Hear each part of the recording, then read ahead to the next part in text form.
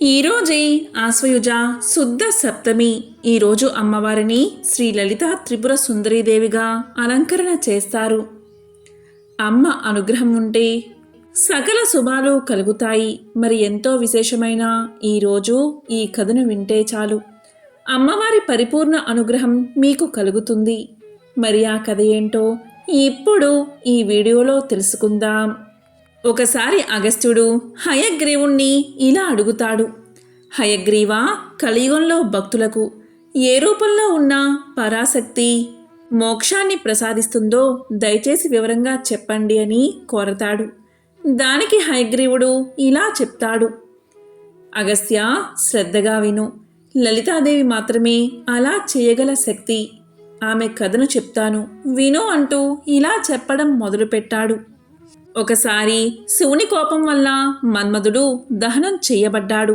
రుద్రగణాల్లో ఒకడైన చిత్రకర్మ ఆ కాలిన మన్మధుడి బూడిదతో బొమ్మలు వేయడం మొదలు పెట్టాడు.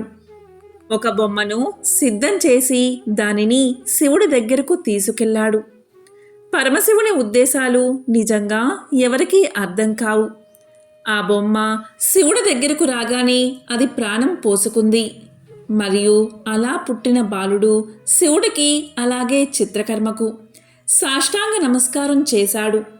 దీంతో చిత్రకర్మ ఆనందంతో పొంగిపోయాడు. అతను బాలుడికి శతరుద్రీయ మంత్రం యొక్క ఉపదేశాన్ని ఇచ్చి తపస్సు చేయమని కోరాడు. తపస్సు ఫలించే దశకు చేరుకున్నప్పుడు శివుడు అతని ముందు ప్రత్యక్షమయ్యాడు. అతను తనకు ఒక ప్రత్యేక వరం ఇవ్వమని శివుణ్ణి అడిగాడు. అది ఏంటి అంటే, నాతో పోరాడే ఎవరైనా వెంటనే తన శక్తిలో సగం కోల్పోవాలి మరియు ఆ బలం నా బలానికి జోడించాలి. నా ప్రత్యర్థుల ఆయుధాలు ఏవి నన్ను కట్టడి చేయకూడదు అని. వెంటనే పరమశివుడు ఆ వరాన్ని ప్రసాదించి ఇలా చెప్పాడు. 60,000 సంవత్సరాలు రాజ్యాన్ని పాలించే వరం కూడా నీకు ప్రసాదిస్తున్నాను అని చెప్పాడు.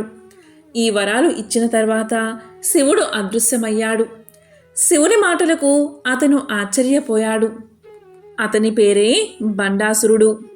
అతని గుణాల కారణంగా అతను అసురుడు అయ్యాడు. ఈ సమయంలోని మన్మధుడి యొక్క బూడిద యొక్క అవశేషాల నుండి 2 రాక్షసులు జన్మించారు.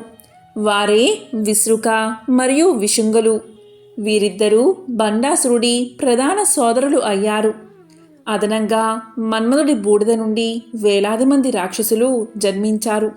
వీరంతా బండాసురుడి అనుచరులుగా మారారు.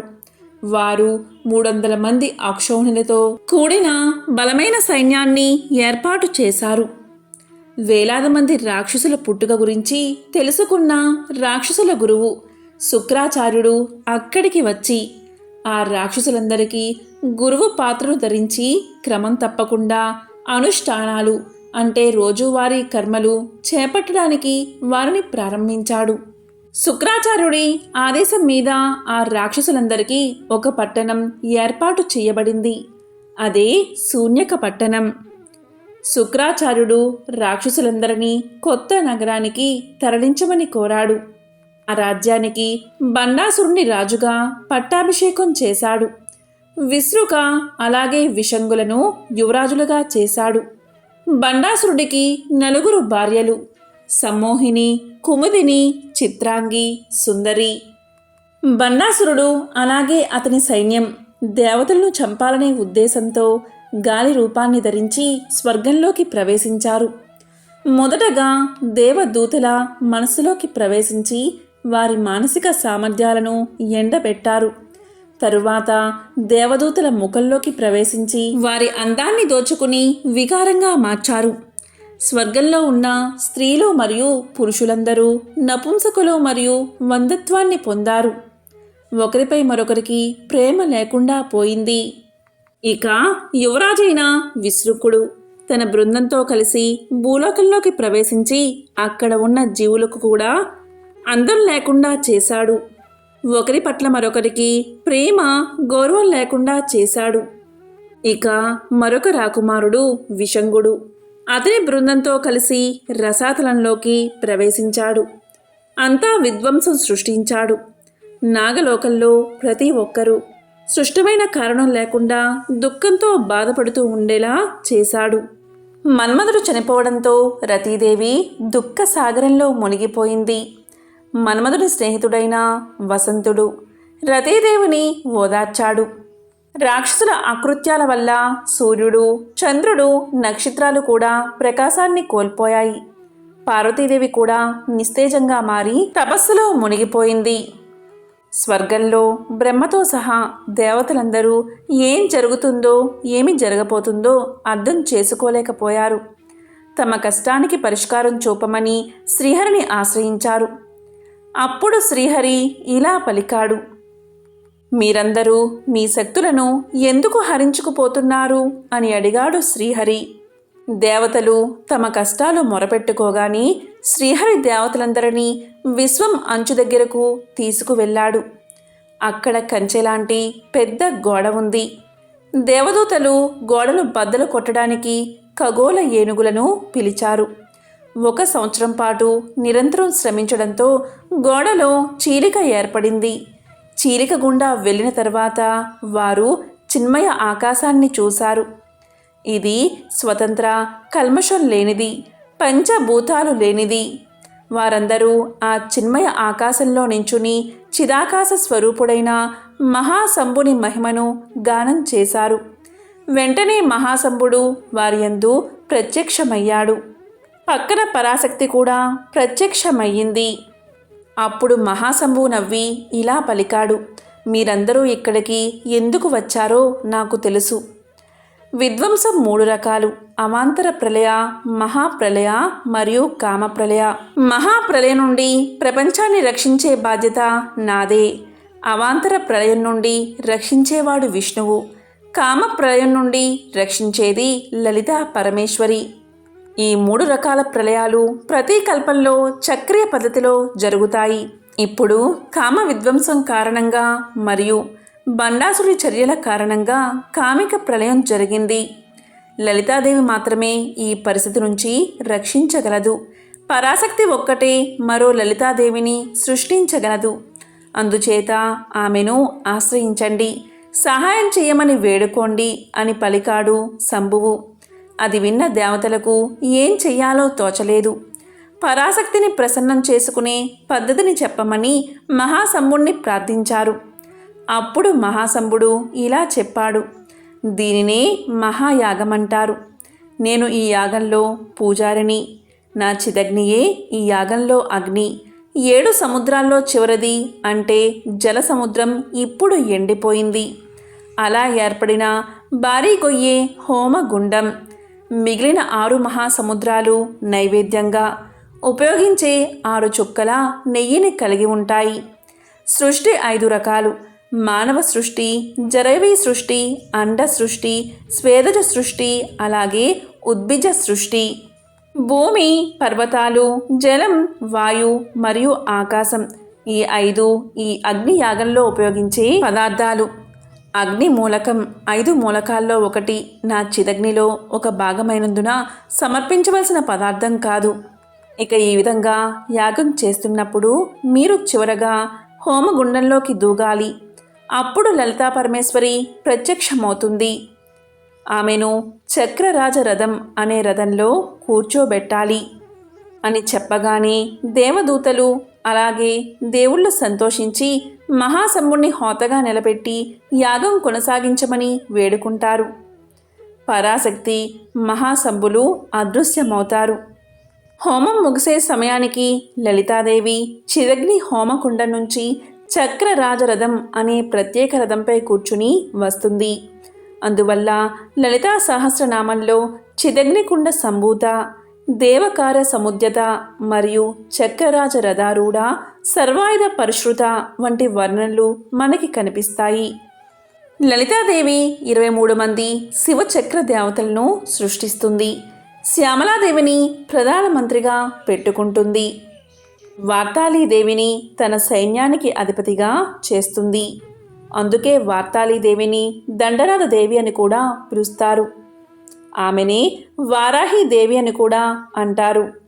లలితాదేవి 4 మహాసముద్రాల నుండి వెలువడే శబ్దాన్ని డంకా మోగిస్తూ అనేక ఇతర వాయిద్యాలతో బండాసురుడిపై యుద్ధానికి బయలుదేరుతుంది.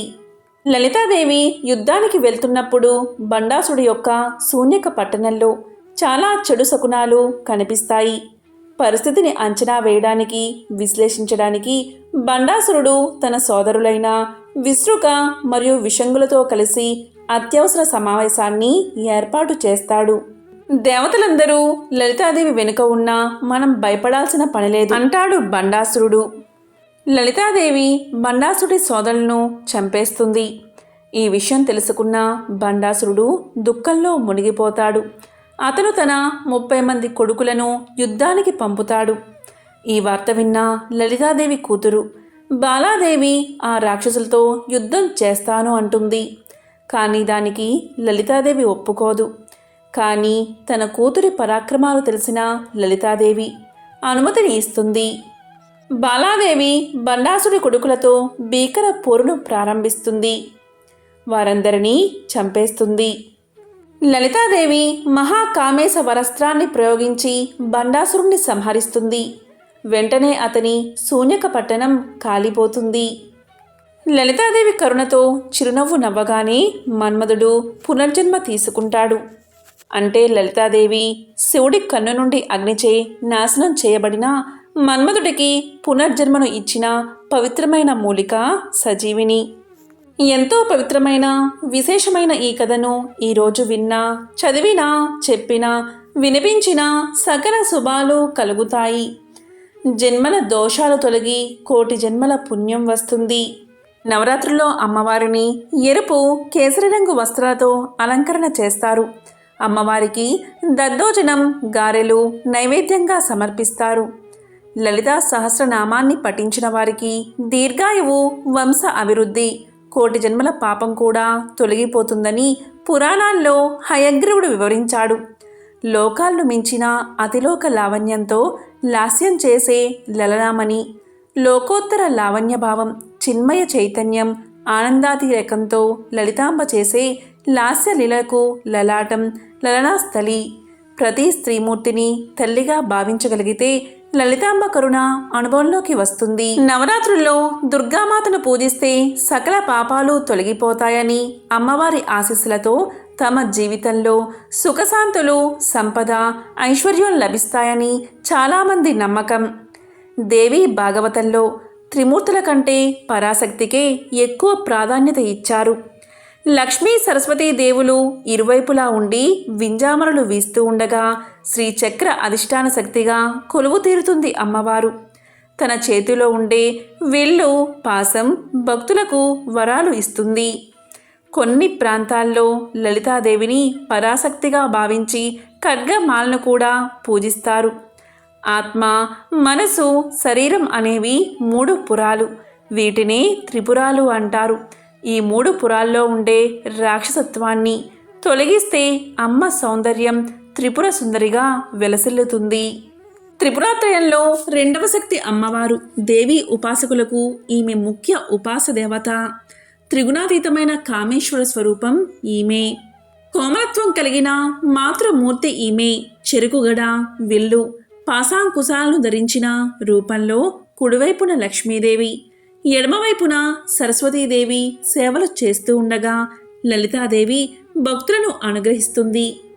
దారిద్ర్య దుఃఖాలను తొలగించి సకల ఐశ్వర్య అభీష్టాలను సిద్ధింపచేస్తుంది. లలితా త్రిపుర సుందరీదేవి విద్యా స్వరూపిణి, సృష్టి, స్థితి, సంహార రూపిణి. కుంకుమతో నిత్య పూజలు చేసే సువాసినులకు ఈ తల్లి మాంగళ్య సౌభాగ్యాన్ని ప్రసాదిస్తుంది. శ్రీచక్రానికి కుంకుమార్చన చెయ్యాలి. లలిత అష్టోత్తరంతో పూజించాలి. ఓం ఐం హ్రీం శ్రీం శ్రీ మాత్రే నమః. ఓం ఐం హ్రీం శ్రీం శ్రీ మాత్రే నమః అనే మంత్రాన్ని 108 సార్లు జపించాలి.